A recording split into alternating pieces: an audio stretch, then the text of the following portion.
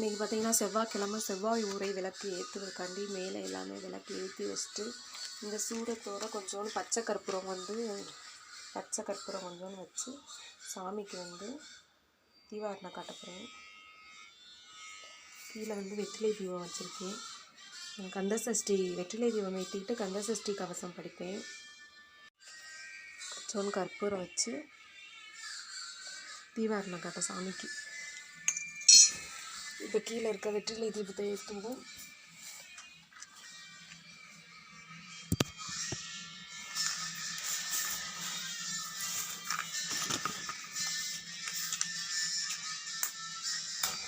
காலையில் எழுந்திரிச்சு இப்படி நம்ம சாமி கும்பிட்றதுனால நல்லா பாசிட்டிவ் எனர்ஜியாக இருக்கும். முருகனை எப்போதுமே நினச்சா நமக்கு எதுவுமே நினச்சது நடந்துக்கிட்டே இருக்க மாதிரி இருக்கும். நம்மளுக்கு கடன், வீடு கட்ட, சொந்த வீடு அமைய, இந்த மாதிரி இதுக்கெல்லாம் நமக்கு செவ்வாய் ஊரையில் வெற்றிலை தீபம் ஏற்றினா ரொம்ப நல்லது. அதனால் நீங்களும் செஞ்சு பாருங்கள், நிறைய மாற்றம் கிடைக்கும் இந்த வெற்றிலை தீபம் ஏற்றுறதுனால.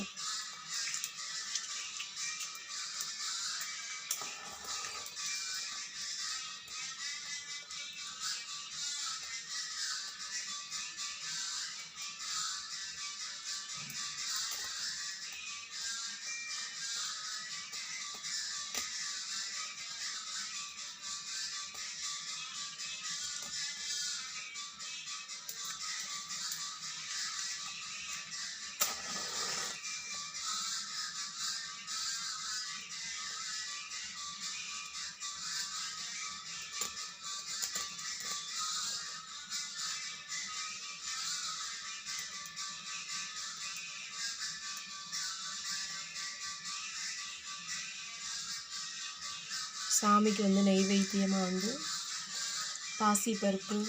பாசிப்பருப்பு பாயாசம் வைக்கலாம்.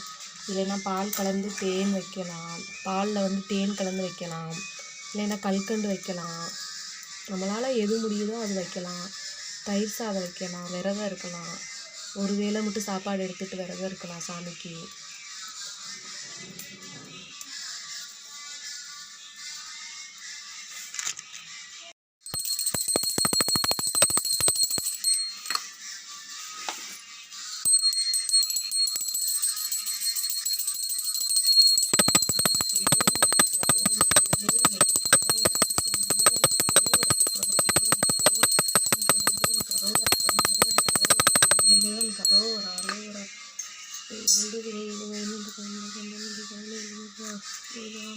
கட்டுப்பா உடனே